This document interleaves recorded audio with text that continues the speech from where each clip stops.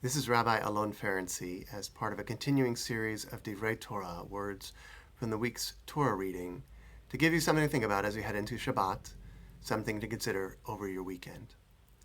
This week we read from the Torah section that marks the earliest stories and journeys of our patriarch Abram, who later became Abraham, and his wife Sarah, later Sarah.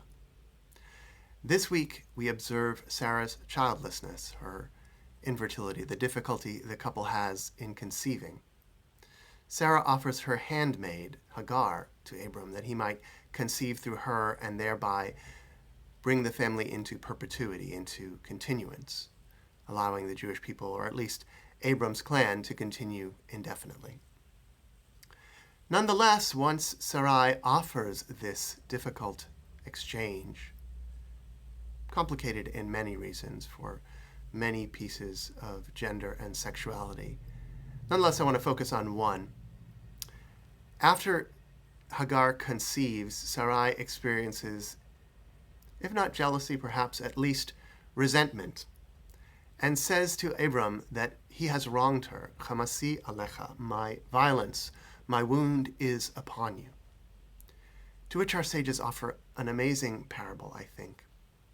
They describe two prisoners jailed in the king's dungeons. The king, or one of the leaders of the community, comes by to investigate the dungeons, and one prisoner calls out, "Exonerate me, release me, acquit me, find clemency." To which the king hurries up and signs an order of clemency. The other prisoner, as this is all occurring, says, "Chamasi alecha, my violence, my wrong is upon you." Which is to say, had you request pardon for both of us, we would now both be free. But since you only spoke on your own behalf, I remain imprisoned. Which Sarai is saying to Abram, you could have asked for fertility for the two of us. You could have asked that we both find a home and family and children and generation and generative power. Instead, you only worried about your own lineage, your own line, your own fertility. You could have prayed for both of us, she is saying. So as you enter into this Shabbat, thinking of your own needs, but also the needs of those around you, maybe there are places where there is congruity between your desire and the desires of others. Maybe instead of solely praying this Shabbat for your needs and your worries, you might expand the ambit of your concern to include your family, your loved ones, your community, the world writ large. It's hard.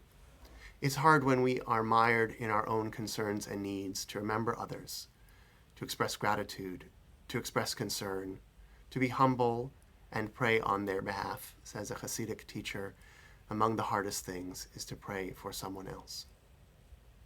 Shabbat Shalom. If you appreciated this video, please do like, share, and subscribe to Eclectic Cleric on YouTube. God bless.